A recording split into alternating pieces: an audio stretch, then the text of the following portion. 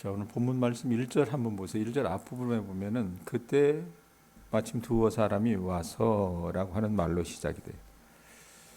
그때가 어느 때일까? 그러니까 여러분 우리가 13장 1절부터 보고 있지만 바로 앞 사건을 얘기합니다. 그러니까 바로 같은 그 시간에, 그러니까 누가복음 12장 54절부터 59절의 사건과 관련이 돼 있다는 얘기입니다. 어제 우리가 이 12장 마지막 부분의 말씀을 같이 나누면서 시대를 분별하라라고 하는 말씀을 우리가 적용할 수 있었습니다. 먹구름이 잔뜩 끼게 되면 비가 쏟아질 것을 우리가 금방 압니다. 또 여름에 아침 해가 뜨기 전임에도 불구하고 날씨가 후덥지근하면 그날은 몹시 더울 것으로 우리가 예측할 수 있다 그 말입니다. 그러면서 주님이 뒷부분에 어떤 말씀을 하셨냐면 또 나에게 돈 빌려준 사람이 기세등등한 자세로 나를 데리고 재판장으로 끌고 간다면 그 후에 무슨 일이 벌어질지는 여러분 눈에 뻔하다 그 말입니다.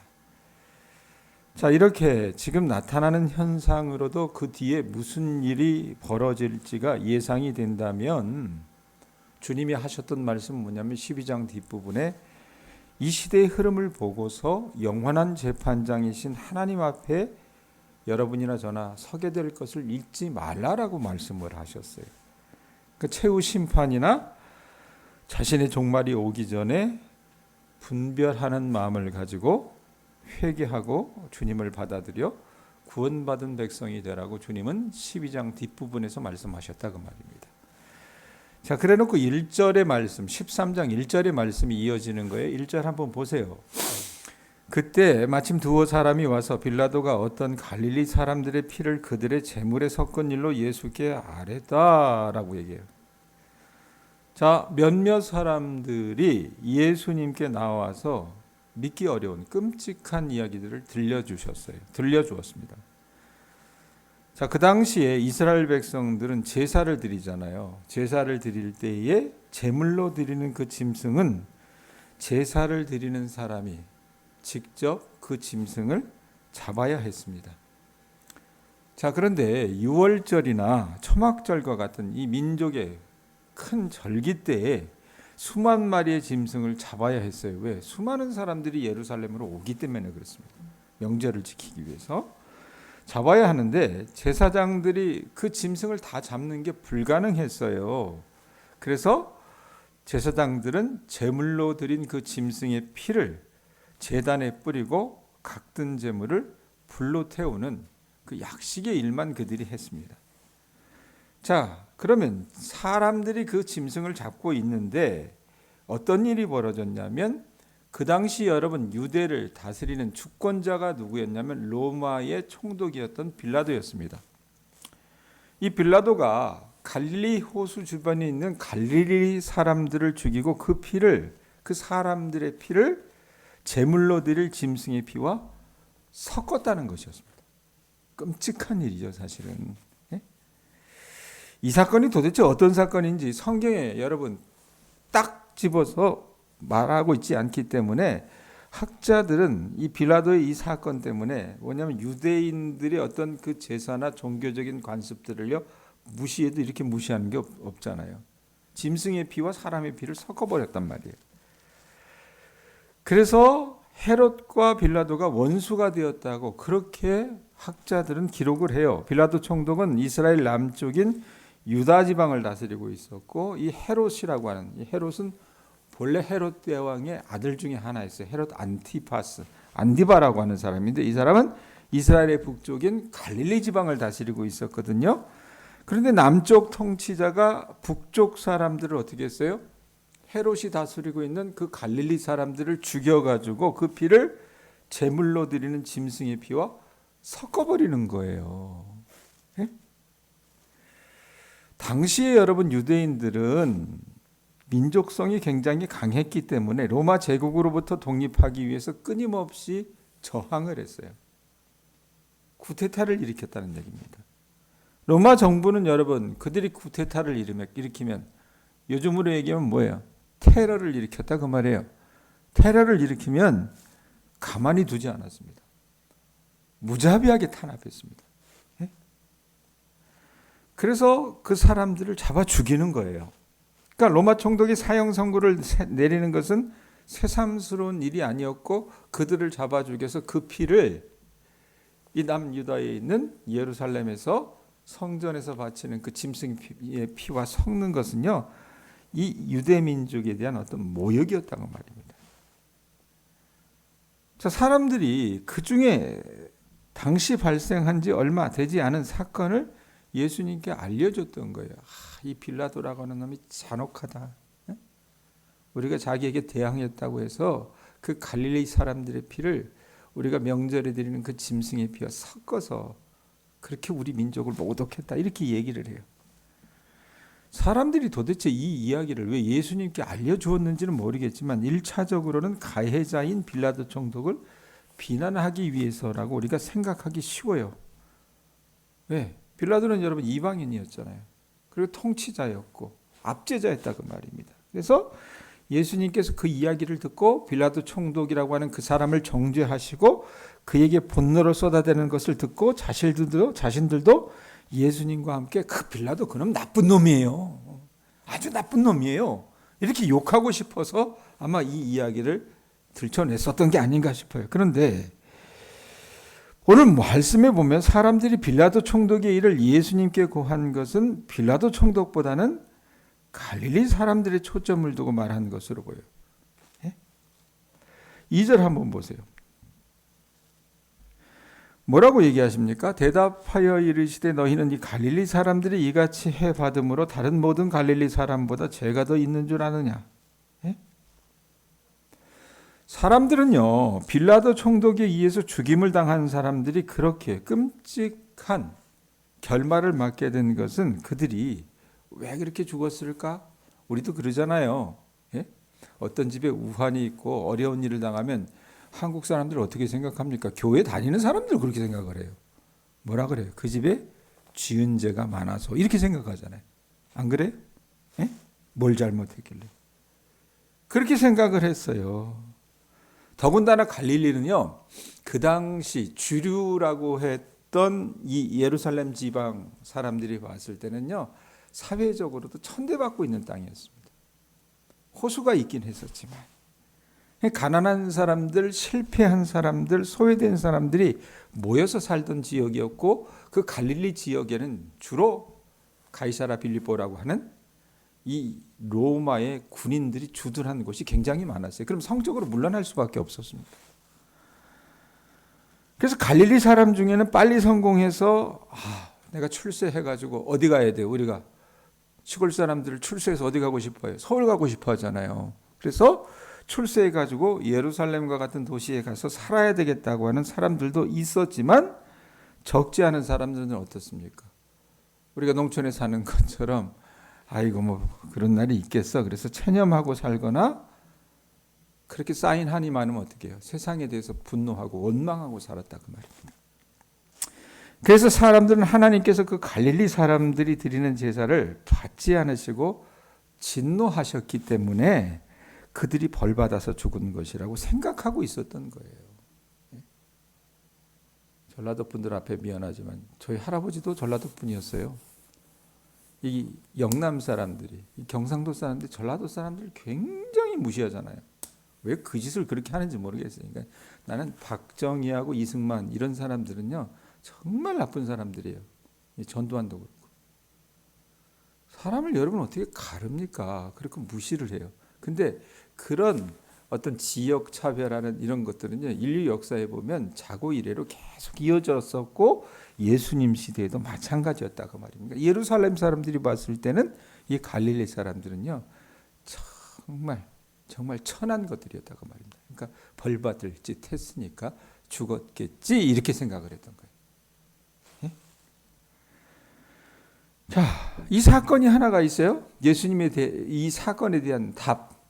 이 답은 우리가 뒤에 가서 얘기할 텐데 우선 4절, 5절 한번 보세요. 이 사건이 있고 다른 사건이 또 하나 벌어졌는데 어떤 사건이었냐면 실로암이라고 하는 곳에 망대를 쌓아놨는데 이 망대가 무너진 일이 있었어요. 4절 보세요. 실로암에서 망대가 무너져 치어 죽은 18사람이 예루살렘에 거한 다른 모든 사람보다 죄가 더 있는 줄 아느냐? 주님이 물으세요. 자, 이게 어떤 일인지는 알 수 없지만 그 당시에 여러분 있었던 천재지변이나 의도하지 않았던 인재와 같은 재난으로 여겨집니다.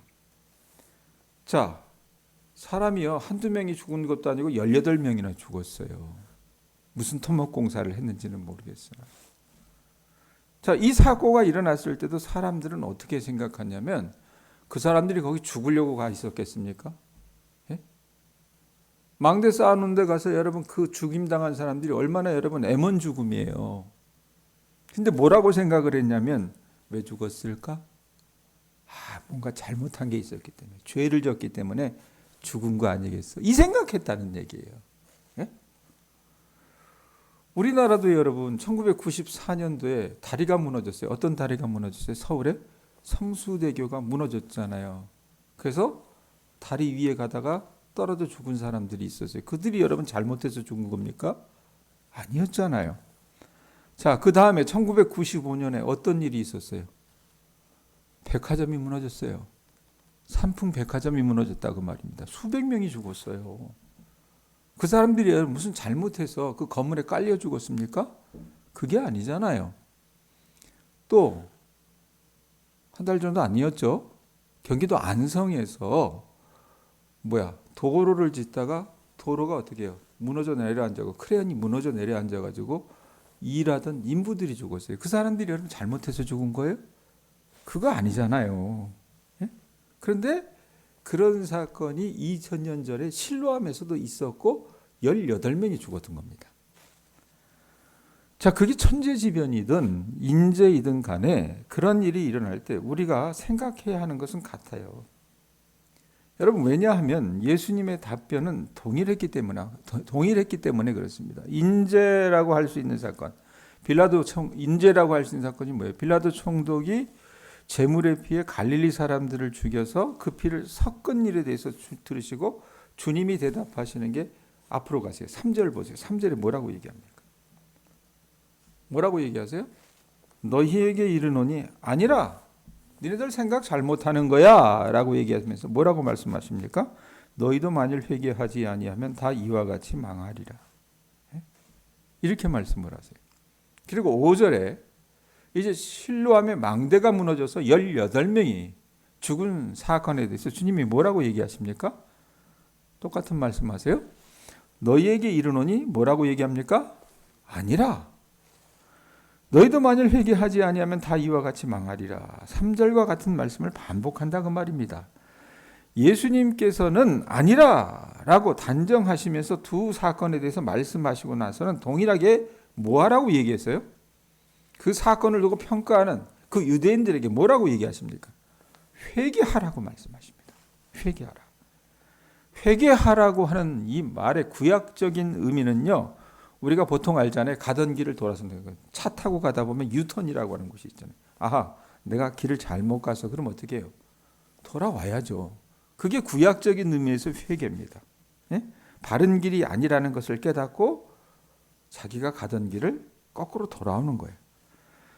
자, 이게 구약적인 의미라면 신약적인 의미의 회개하다의 뜻은 뭐냐면 제가 늘 몇 주 전부터 얘기하는 것처럼 우리가 신앙을 갖는다는 것은 뭐라고 얘기했어요? 마음이 변하는 거라고 했죠. 생각을 바꾸는 겁니다. 그게 회개입니다. 신약적인 의미. 동쪽으로 가던 길을 서쪽으로 바꿀 수 있는 것은 뭐예요? 그 사람 마음이 바뀌었기 때문에 가능할 수 있는 거라고 말입니다. 그 사람 마음이 바뀌어야 근본적으로 바뀌어서 다시 동쪽으로 가지 않을 수 있다 그 말입니다. 자, 이것이 1절부터 5절까지 벌어진 사건에 대해서 주님이 하고자 하시는 말씀이에요. 그 사람들이 잘못 알고 있었던 생각들을 교정하시면서 회개하라고 말씀을 하세요. 자, 이 회개하라는 음성을 여러분들 귀에 넣으시고 6절부터 9절 말씀 한번 보세요. 무화과 나무 비유에 대해서 말씀을 하시는 건데, 자, 이에 뭘로 말씀하셨대요? 비유로 말씀하시되 한 사람이 포도원에 무화과 나무를 심은 것이 있더니 와서 그 열매를 구하였으나 얻지 못한지라. 자, 포도 농사를 짓는 포도원 주인이었어요. 근데 이 사람이 포도밭에 포도를 심지 않고 뭘 심었어요, 백권사님? 포도원에 무화과 나무를 심었어요. 자, 무슨 이유가 있겠죠. 무화과 나무 심은 것은 틀림없이 열매를 더 많이 수확하기 위해서 했을 겁니다. 자, 그런데 말씀에 보면 어떤 일이 벌어져요? 6절 뒷부분에 보면 무화과 나무를 심은 것이 있더니 와서 그 열매를 구하였으나 얻었대요? 얻지 못했대요? 얻지 못했다라고 얘기합니다. 열매를 얻지 못하고 있었습니다. 자, 그때 포도원의 주인이 농장주가 되겠죠. 그 다음에 이 포도원지기에게 이런 말을 해요. 얻지 못하니까 7절에 뭐라고 얘기합니까?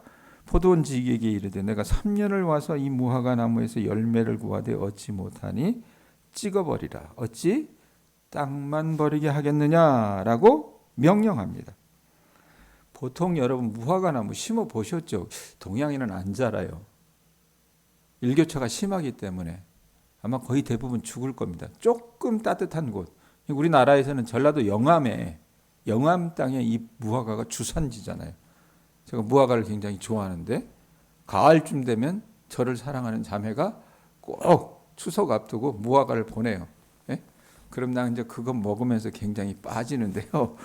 이 무화과가 여러분 키울 때 보면은요, 바로 그에 심는다고 그에 열매가 나는 게 아니야. 한 3년 정도를 기다려줘야 된대. 그럼 나무도 여러분 어느 정도 자리를 잡고 열매를 내기 시작한다고 합니다. 그런데 유대 율법에 보면 그 3년 정도 기다리고 나서 한 3년은요, 그들의 율법에서 보면 어떻게 했냐면은 부정하다고 생각을 해서 이 3년의 열매, 3년이 지나고서 3년을 어떻게 해요? 열매를 따지 않았다고 얘기합니다. 율법에 그렇게 얘기했기 때문에. 그래서 그러고 있다가 아마 또 3년이 지났었던 것 같아요. 지금 이 포도원 주인이 얘기한 게 뭐냐면 내가 3년을 와서 이 무화과 나무에서 열매를 구했다라는 것을 보니까, 그러니까 포도원에 심어진 무화과 나무는 처음 심어서 3, 4년을 얘가 커야 되니까 기다렸고요. 그 다음에 부정하다고 여겨진 그 3년의 기간도 지나게 했다고 말입니다. 그리고 나서 주인이 3년을 또 기다린 거예요. 나무가 여러분 한 10년 자라면 얼마나 튼실하겠습니까? 여긴 더군다나 더운 지방인데. 그러면 열매를 내겠지 생각을 했는데 그 열매를 여러분 얻었어요? 얻지 못했어요? 얻지 못했다 그 말입니다. 그러니까 수령이 9년에서 10년 지났음에도 불구하고 주인에게 아무 소득을 가져다 주지 못하는, 열매를 내지 못하는 무화과 나무였다는 얘기예요. 10년을 헛수고한 거예요. 그러니 주인 입장에서는 이 나무에게 특별히 기대하고 더군다나 포도밭에 심었잖아요. 그럼에도 결실해야 할 때가 수년이 지났음에도 아무런 열매를 맺지 못하기 때문에 이 나무는 여러분 어때요? 있으나 마나한 나무였다는 얘기입니다. 그저 땅만 덩그렇게 차지하고 있는 그런 나무였다고 말입니다. 근데 그것뿐만이 아니잖아요. 우리가 농사져서 더 잘하시지 않습니까? 이 나무는요, 무화과 나무는 땅 속에 있는 자양분과 수분을 흡수해서 다른 나무들에게 가야 될 그 자양분과 이 수분들을 어떻게 해요? 다 말려버리는 거예요. 그러니까 다른 나무들이 더 잘 자라고 결실하는데 방해하는 존재가 되어버렸다 그 말입니다. 더군다나 포도원지기의 노력과 수고를 헛되게 만들었어요. 그러니까 포도원지기가 다른 나무와 마찬가지로 이 나무에게도 거름을 줬을 것이 분명하고 가지치기도 해줬을 겁니다. 자, 그런데도 아무런 열매를 맺지 않는 거예요. 그래서 주인이 내린 결론이 뭡니까? 저건 몹쓸 나무구나. 그렇게 결론을 냈어요. 그러니까 없애버려야 되겠다. 자, 여기까지만 보면 우리도 여러분 이 무화과 나무처럼 열매 맺지 못하면 결국 회개하지 않으면 처벌을 받거나 죽임을 당하는 것이구나, 이렇게 적용할 수 있어요. 그런데 말씀 뒤에 어떤 말씀이 따라 붙습니까? 이 포도원 주기가 예수님께 이런 부탁을 해요. 거기 8절 9절인가요? 한번 보세요. 뭐라고 얘기합니까? 대답하여 이르되 주인이여 금년에도 어떻게 하래요? 그대로 두소서. 잘라내지 말고 그대로 두소서. 내가 두릅하고 걸음을 줄이니 이후에 만일 열매가 열면 좋거니와 그렇지 않으면 그때 찍어버리소서 이렇게 얘기를 해요. 포도원 지기는 주인에게 얘기하는 겁니다. 주인님, 베어버리는 것은 쉬운 일이잖아요. 그건 나중에 해도 늦지 않습니다. 제가 나무 둘레도 파주고 비료도 주도록 하겠습니다. 한 해만, 딱 한 해만 더 기다려 주십시오. 만약 그때도 이 나무가 열매를 맺지 않으면 어떻게 해요? 베버립시다. 이렇게 대답을 한 거예요. 자, 그러면 예수님이 왜 이 비유를 하신 걸까? 이 비유의 초점이 뭘까? 예? 죽음이나 파멸이 아니라 생명과 결실이 아닌가 싶어요. 그래서 이 비유는 다시 얻은 기회의 비유, 연장받은 생명의 비유라고 말하기도 합니다. 무슨 말이냐면 이 말씀에서 포도원 지기가 열매를 맺지 못하는 무화과 나무를 위해서 주인에게 간청하는 것도 보면 이 나무 입장에서 보면 여러분 엄청나게 대단한 일이잖아요. 예? 아주 감동적이지만 더 감동적인 것은 뭡니까? 포도원 지기가 간청하는 것도 감동적이지만 더 감동되는 것은 주인이 그 지기의 간청을 들어주고 기다려줄 만큼 이 주인이 어떻게 해요? 인격적인 분이란 얘기입니다. 요즘 시대 여러분 셈에 밝은 사람들이라면 어떻게 하겠어요? 한 해만 더 갑시다 그랬어. 어떻게 하겠습니까? 무슨 말 같지도 않은 소리하고 앉아있어. 뽑아버려. 이랬을 거라 그 말입니다. 예? 이 열매 맺지 못하는 무화과 나무는 두말할 필요도 없이 여러분 그럼 누구의 모습이 될 수 있겠습니까? 오늘 이 땅을 살아나가는 믿음을 가진 저와 여러분의 모습이 될 수 있다 그 말입니다. 우리들의 현재의 모습은 전부 하나님께서 어떻게 보면 3년, 1년 그리고 또 1년을 기다려 주셨기 때문에 여러분 우리가 이렇게 지탱하고 있는 겁니다. 만약 하나님께서 여러분 우리를 기다려 주시지 않으셨다면 저와 여러분은 이 자리에 서지 못했을 거라 그 말입니다. 우리 모두에게는 여러분 하나님께서 허락하신 생명의 길이가 있습니다. 그 길이가 얼만큼인지는 몰라요. 하지만 어느 순간에 우리는 이 땅에서 마지막 숨을 내쉴 때가 분명히 있을 거라 그 말입니다. 마지막 숨을 내쉬는 순간을 오늘 본문에 갈릴리 사람이나 실로암 망대가 무너질 때처럼 전혀 예상하지도 못했고 있으면 안 될 것 같은 사고로 인해서 여러분 어떤 사람들은 맞이할 수 있습니다. 요즘 집사람하고 저하고 자꾸 얘기하는 게 이제 성초희 권사님 얘기를 해요. 어제는 같이 밥 먹다 그런 얘기를 했어요. 아이고 그 양반 있었을 때 속도 많이 세겠지만 그래도 물은 챙겨줘서 참 고마웠는데 에? 새벽에 갖다 놓은 물이 있어서 설교하고 나서 그 물 마실 수 있어서 그래도 갈증이 좀 덜했는데 에? 그렇게 갑자기 허망하게 가버리니까 참 그래. 속으로 그런 얘기했다 그 말이에요. 아마 성철이 권사님 그렇게 가셨을 때 우리 교인들이 많이 놀라는 것은 그렇게 갑자기 갈 줄 몰랐다는 겁니다. 우리가 그걸 보고 배워야 된다 그 말이에요. 예? 또 포도원에 심긴 열매 맺지 못한 나무처럼 그 생명을 계속 연장받다가 어때요? 평균 나이 이상을 살고도 우리가 주님 앞에 서게 될 때가 있다 그 말입니다. 그 순간이 언제이든 누구처럼 예측하지 못한 때 갑자기 허망하게 가든 아니면 그렇지 않든 간에 우리가 해야 될 건 뭐예요?